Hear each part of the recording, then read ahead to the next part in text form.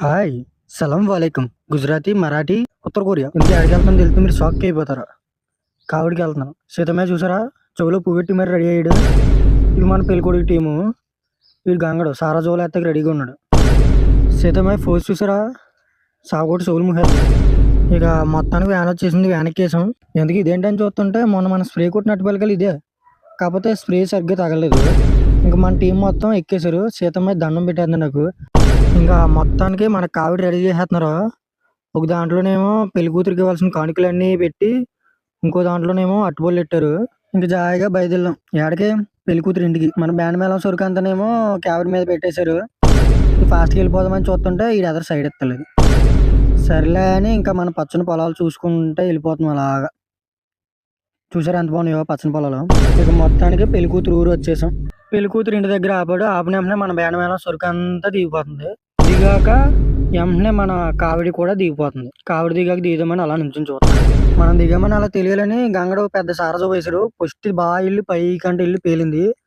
ఇంక రెండో సారజో వాళ్ళ ఇంట్లోకి వేసాడు. వాళ్ళు ఏమైనా గొడవకు వచ్చేస్తారేమోనని జాగా అలాగే పెళ్లి కూతురు ఇంటికి వెళ్ళిపోతున్నాం. మన కావిడేమో ముందు వెళ్ళిపోతుంది. అట్టుపల్లిగాలేమో బండి వేసుకుని వెనకాల తెస్తున్నారు. నేనేమో అలా సింగిల్గా వెళ్ళిపోతున్నాను. అలా వెళ్ళిపోతుంటే మనల్ని ఫోటోలు తీయడానికి బ్యూటిఫుల్ కెమెరామ్యాన్స్ వచ్చారు ఇద్దరు. మొత్తానికి పెళ్లి కూతురు ఇంటికి వచ్చేసాం. వచ్చేసాక ముందుగా చేయాల్సిన పని ఏంటి అనుకుంటున్నారో, శుభ్రంగా కాలు కడుక్కొని కూర్చోవాలి. అందుకన్నా మనం చేసేది ఏం లేదు. ఇలా మన సాయిగడు చూసి నవ్వుతున్నాడు.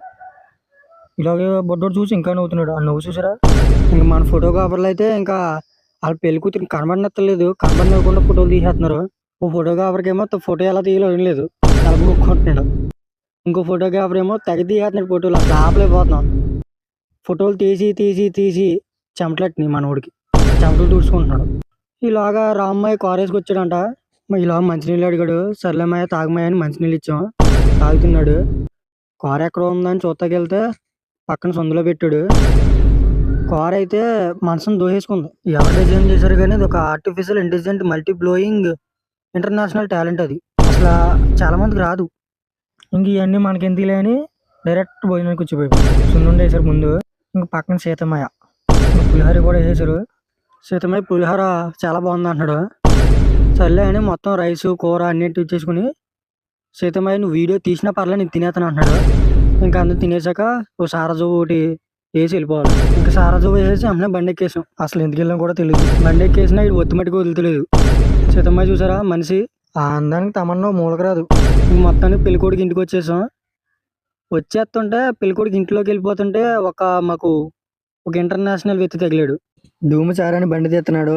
వాడే మన నమ్మొద్దుగాడు.